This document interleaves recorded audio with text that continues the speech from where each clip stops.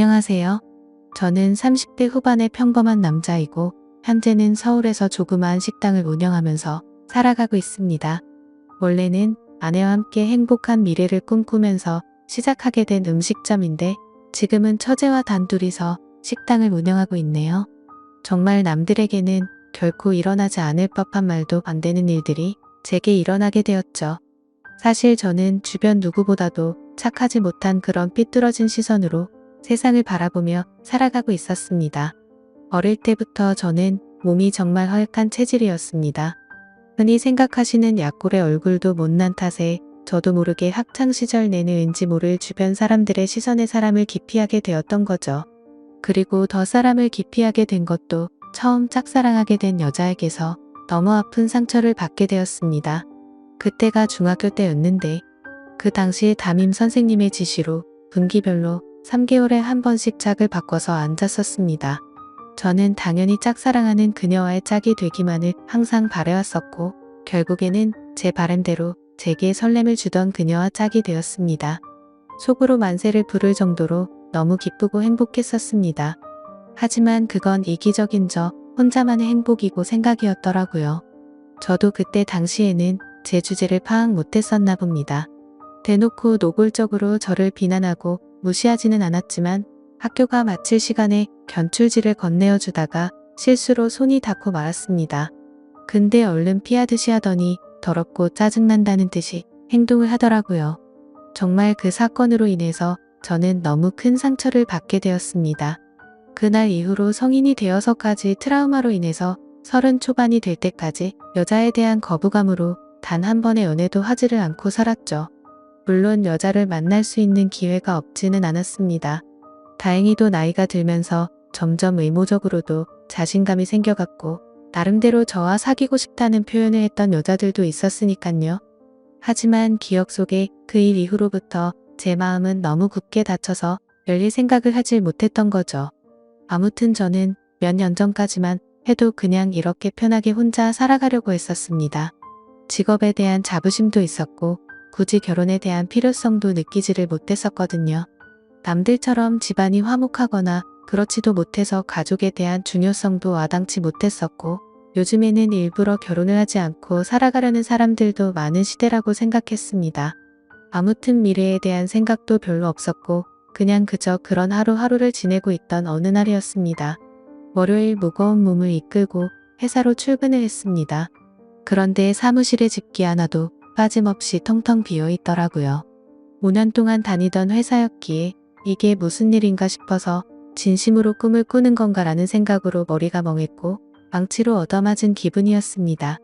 황당해서 뭐지 싶은 마음에 전화기를 꺼내는데 뒤이어 직원들이 하나둘씩 출근을 하더라고요. 사태 파악을 하고 봤더니 사장이 기었고 직원들의 임금도 다 떼먹고는 야반도주를 했던 거였습니다. 그 당시에 저희 회사는 인테리어를 하는 회사였는데 솔직히 이 업계가 많이 불안한 건 맞았죠.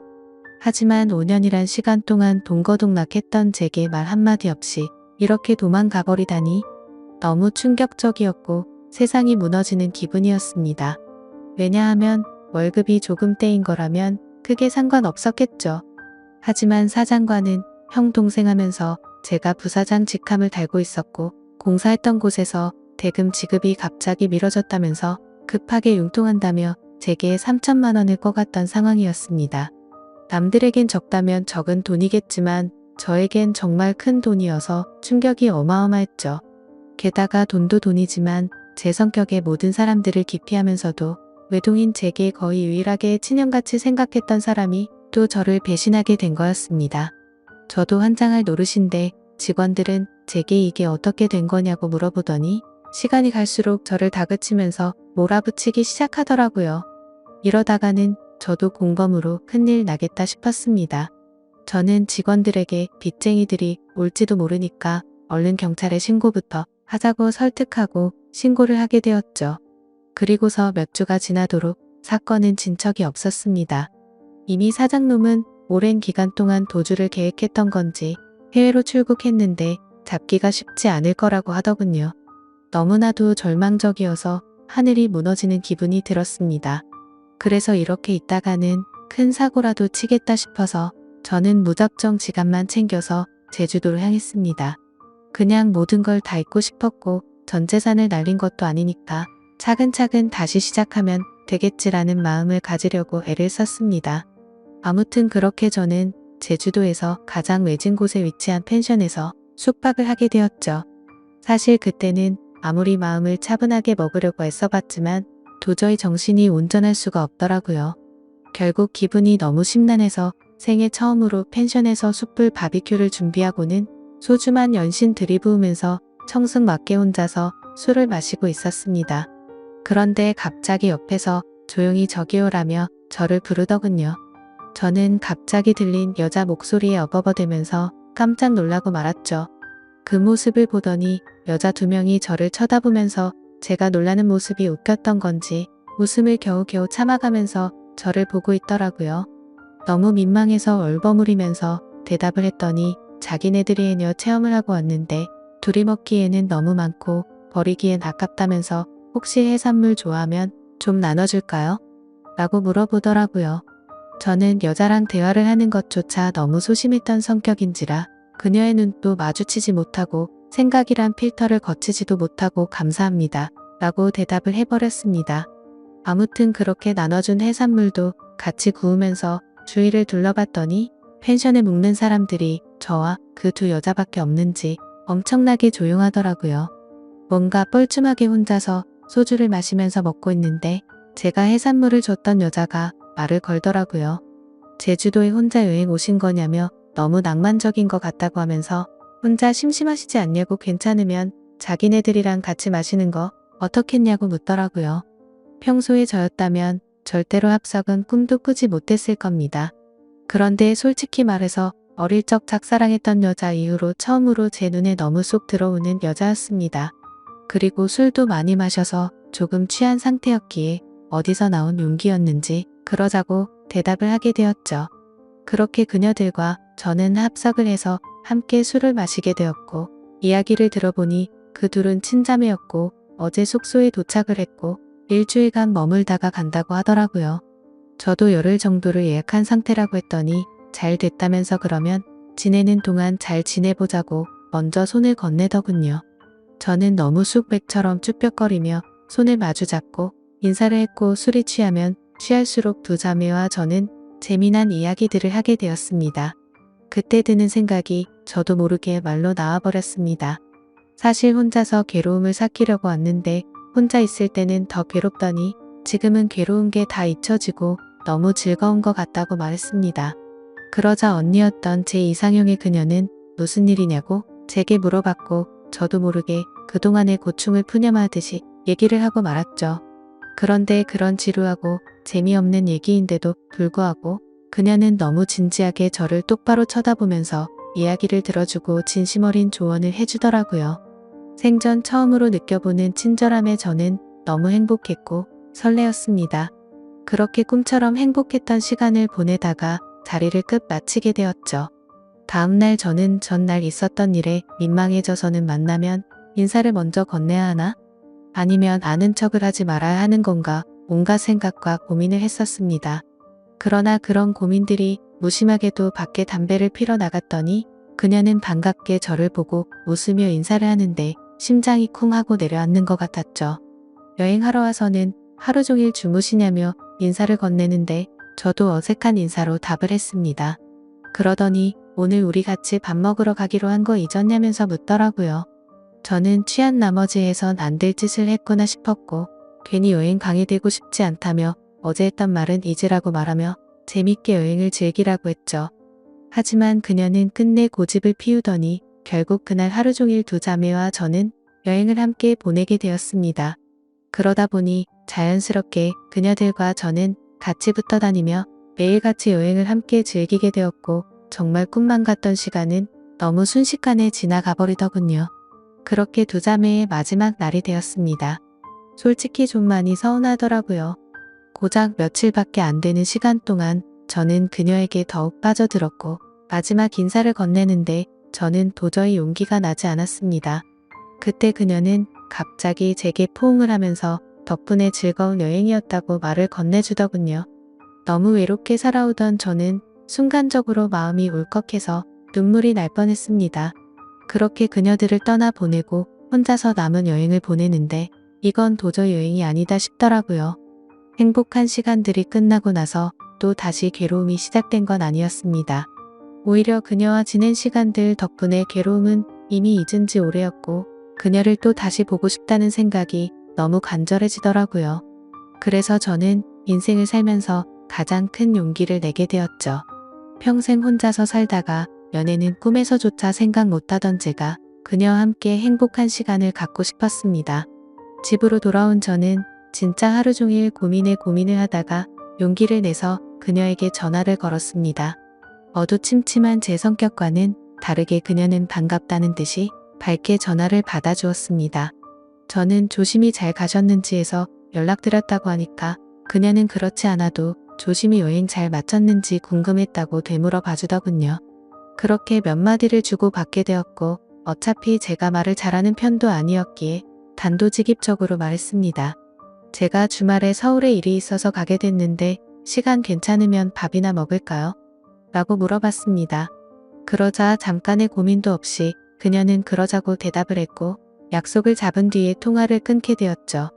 얼마나 긴장을 했던 건지 손이 떨리고 등에 땀이 흘러내릴 정도였습니다. 며칠 뒤에 약속 시간에 그녀와 다시금 만나게 되었고 행복한 시간은 또 다시 순식간에 흘러가더라고요. 그날은 그냥 정말 보고 싶다는 생각에 갔던 거지 고백을 하려거나 그런 마음은 전혀 없었습니다. 하지만 마지막으로 들어간 와인바에서 와인을 마시다 보니 또 헤어지는 게 너무나 슬프더군요. 저는 그녀에게 앞으로도 계속해서 보고 싶다고 말했습니다. 그러자 그녀는 다른 여자들과 달리 제 마음을 알아줬는지 더 이상은 떠보지 않았고 제 손을 잡아주더라고요. 그렇게 제 인생에서 가장 사랑하는 그녀와 저는 연인이 되었고 남들에겐 힘들다고 하던 장거리 연애가 제게는 너무나 행복한 나날이었습니다. 아무리 멀다 한들 그녀를 매주 볼 수 있다는 건 제게는 너무 과분한 일이었죠.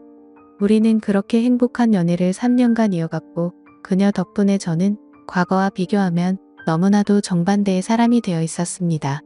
새로운 직장에서 사람들과 웃으면서 대화도 잘 이어갔고 성실하고 착한 그녀를 따라서 보아원의 봉사활동을 다녔는데 제 마음이 너무 평온해지는 걸 느꼈습니다.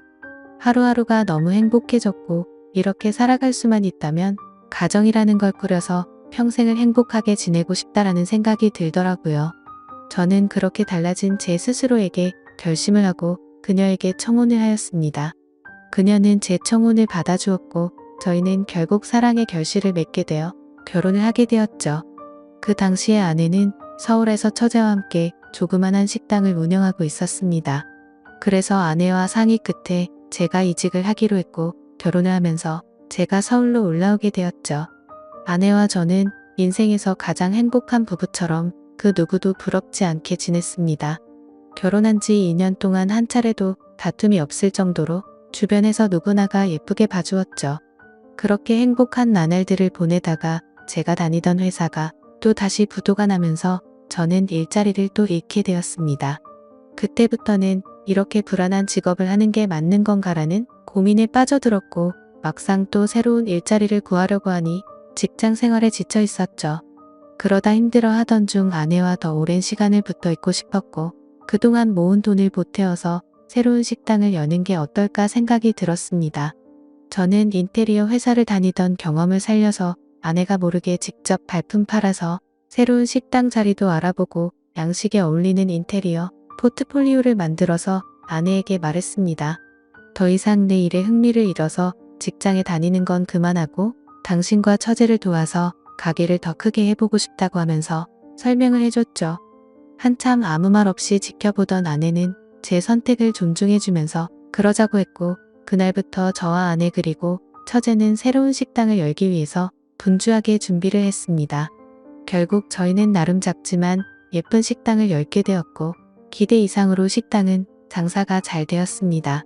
제 선택에 있어서 정말 많이 불안했고 걱정도 많았는데 이렇게 행복해도 되나 싶었죠. 아내도 솔직히 오랫동안 해오던 가게를 옮기는 게 불안했고 무서웠는데 저 하나만을 믿고서 그 큰 결정을 바로 내려줬던 걸 알게 되었습니다. 저는 착한 아내에게 너무 고마웠고 평생을 행복하게 해줄 거란 마음을 제 가슴에 되새겼죠. 하지만 하늘이 너무 원망스럽게도 제 바램과 그 행복은 산산조각이 나게 되었습니다. 아내가 일을 하던 도중에 갑자기 쓰러지게 되었습니다. 처음에는 가게가 바쁜 탓에 과로해서 그런 거겠지 하며 아내를 안심시켰었죠. 며칠 뒤 정밀 검사를 받아본 결과가 나왔고 의사 선생님은 너무 위험한 위치에 암이 발견되었다고 말하더군요. 드라마나 영화에서나 들어봤지. 이런 일이 제 아내에게 생길 줄은 정말 상상조차 못했기에 그 자리에서 바로 눈물이 났습니다. 의사 선생님이 말을 이어갔습니다. 이런 말씀 드릴 때가 자신도 가장 마음이 아프다고 하면서요. 솔직히 말해야 할 것 같다며 아무래도 너무 위험한 수술이 될 것 같다고 하면서 아내분에게도 솔직히 말씀을 드려야 한다고 하더라고요. 그 말을 듣는데 아내를 처음 만났던 제주도에서 처음 만난 그날 밤이 떠오르고 그동안의 일들이 순식간에 주마등처럼 지나가는데 저도 모르게 애처럼 펑펑 울어버렸습니다. 아내에게 이 모든 사실을 솔직하게 털어 놓는다는 게 너무나도 어려웠습니다. 하지만 저를 저보다도 잘 아는 아내는 저를 보자마자 눈치를 채더라고요. 펑펑 울어서 알아본 건지 너무 경직되어 있는 저를 알아본 건지 저는 있는 사실 그대로를 말해줬습니다. 아내는 괜찮은 척하면서 오히려 저를 위로해주면서 말을 하더라고요. 솔직히 너무 무섭고 화도 나고 슬프지만 저를 만나서 그동안 너무 행복했다며 그래도 위험하긴 하지만 끝까지 포기는 하지 않을 테니까 좌절하지 말자고 하더군요. 그 말을 듣는 순간 제가 너무 부끄러웠습니다. 정작 아픈 아내는 저렇게 용기를 내서 힘을 내려고 하는데 도저히 저부터 무너질 수가 없었습니다. 처가댁에 연락을 해서 이 사실을 말씀드렸고 장인어른과 장모님 그리고 처제는 아내에게 찾아와서 미친 듯이 펑펑 울었습니다. 그러자 아내도 그동안 참았던 눈물이 터진 건지 애처럼 펑펑 우는데 정말 가슴이 찢어졌습니다. 그렇게 아내는 항암 치료를 시작하게 되었고 날이 가면 갈수록 급속도로 야위어가는 아내를 보고 있으니 모든 게 너무 원망스러웠습니다. 괜히 나를 만나서 아내가 이렇게 아프게 된 것만 같고 죽을 만큼 너무나도 힘이 들었습니다. 그렇게 힘든 시간을 지나서 아내의 수술이 있기 전날 밤 아내와 저는 한참 동안 이야기를 나누었습니다. 그때 처음으로 알게 되었던 건 아내도 제주도에서 처음 본 그날 저에게 호기심이 생겼고 관심이 갔었다고 하더군요. 그래서 다음날 같이 밥 먹자는 약속을 한 적이 없었지만 일부러 거짓말을 해서 같이 합류해서 여행을 한 거였다고 하더라고요. 물론 제 여행을 방해하고 싶었던 건 아니었고 제가 그날 밤 혼자 있을 때 더 괴롭다고 했던 말이 밤새도록 신경이 쓰였답니다. 제 아내의 성심이 깊은 건 알았지만 그 말을 듣는 순간 눈물이 멈추지가 않더군요. 그러면서 수술이 어려운 건 우리 모두가 다 잘 알고 있는 사실이니까 지금 말을 해야겠다고 하더라고요. 혹시라도 자신이 잘못되더라도 제발 당신 탓이라고 생각하지 말고 행복했으면 좋겠다고 말했습니다. 그리고 우리가 함께 시작했던 가게도 자신에겐 너무 행복한 추억이 가득한 곳이니 슬픈 감정보다도 행복한 추억을 떠올리면서 계속 지켜달라고 했죠. 그렇게 밤새도록 저희는 끊임없이 많은 대화들을 나누었고 결국에 제가 인생에서 가장 사랑하던 제 아내는 이 세상을 떠나고 말았습니다. 아내를 떠나보내고 하루하루가 너무 괴롭고 인생이 무너진 듯 슬펐습니다. 솔직히 돈 몇천만 원 사기 당했던 건 정말 세 발의 피조차도 안 될 정도의 괴로움이었습니다. 정신 나간 사람처럼 죽을 만큼 술을 마셔대기도 해봤지만 다 소용없었습니다. 시간이 지나면 이 아픔이 줄어들 수 있을까 싶은 생각만 가득했습니다. 그렇게 집에서 틀어박혀서 지낸 지 몇 주가 지났을 무렵이었습니다. 항상 조용하고 내성적이던 처제가 집에 들어와서는 마치 다른 사람처럼 온갖 잔소리를 늘어놓기 시작하더라고요. 언니가 지금 이 꼴을 보려고 그렇게 떠나간 줄 아냐면서 화를 내더군요. 형부 혼자서만 힘든 줄 착각하지 말라며 주변 사람들 생각해서 제발 그만하라면서 화를 내다가 울더라고요. 정말 예전이나 지금이나 너무 이기적인 나쁜 놈이었습니다. 저뿐만 아니라 모두가 다 힘들어도 꿋꿋이 버텨내고 있다라는 생각이 들더군요. 울고 있는 처제에게 다가가서 저도 같이 울면서 미안하다고만 되뇌었죠. 그러다 처제와 함께 밖으로 나가서 같이 술을 한잔하면서 이야기를 나누었습니다. 가게는 이렇게 계속 문을 닫아둘 거냐고 물어보더라고요. 솔직히 아내 생각에 미쳐버릴 것 같아서 가게 근처도 갈 수가 없었습니다. 하지만 그건 너무 비겁한 짓이란 것 정도는 알았죠. 그런 생각을 하던 찰나에 처제도 저와 같은 생각을 말하더군요. 언니 생각에 자신도 가게 근처도 못 가겠다며. 근데 언니가 제게 했던 말을 처제에게도 똑같이 했더라고요. 마지막으로 부탁한다면서 좋았던 추억 가득한 가게를 계속했으면 좋겠다고 했답니다. 사실 아내가 왜 그렇게 가게에 집착하는지는 저도 잘 알고 있었습니다. 아내는 저와 제 처제를 생각해서인 마음도 당연히 있었지만 너무 착한 심성이 그동안 어려운 아이들에게 무료 급식을 주던 걸 멈추지 않기를 바랬던 거였죠. 세상에 어떻게 이런 착한 여자가 또 있을까요? 사실 이런 마음을 갖고 있는 것도 가게를 가게 된 날 알게 되었습니다. 처제와 저는 아내의 부탁을 이어나가기 위해서 결심을 했고 다음날 가게로 나갔습니다. 몇 주간 비워져 있던 가게임에도 불구하고 구석구석 너무 깔끔하게 청소가 다 되어 있었습니다. 그리고 그곳에 놓여져 있던 편지가 있었죠. 아내는 가족들과 저에게 너무 많이 미안하답니다. 제게는 평생 행복하게 함께 지내면서 흰머리 나는 것도 보고 싶었고 우리에게 아이도 낳아서 행복한 미래를 꿈꿨는데 너무 마음이 아프다네요. 그러면서 자신을 대신해서 아이들에게 도움을 주면서 평온함을 느껴줬으면 좋겠답니다. 스스로 자책하지 말고 세상에 주어진 걸 감사하게 느끼면서 주변 사람들에게 사랑을 베풀다 보면 우리는 또 다시 금방 만나서 행복하게 지낼 거라고 하네요. 처제와 저는 그 편지를 읽고 또 한바탕 울어버리고 말았습니다. 그날 저와 처제는 그동안 상한 음식들을 모두 정리하고 밤새도록 정리를 했습니다. 아내의 바람대로 다시 장사를 하기 위해서 준비들도 하였고 장사를 시작하고서 정신없는 나날들을 보냈던 것 같네요. 처제는 언니 대신해서 잔소리할 거라며 전처럼 느긋하게 할 생각 말고 제대로 도와달라며 선전포고까지 하더군요. 그러면서 꿀단지가 뻑뻑해서 못 여는 저를 핀잔 주더니 숟가락으로 치더니 순식간에 열더라고요. 이제는 예전보다 조금은 더 편해진 처제와 열심히 하루하루를 보내고 있네요. 이 글을 쓰면서도 제 인생에서 제일 행복함을 느끼게 해준 제 아내가 너무 그립고 보고 싶습니다. 아마도 이 마음은 제가 아내를 찾아 갈 때까지 영원하겠죠. 긴 사연 읽어주셔서 감사드립니다.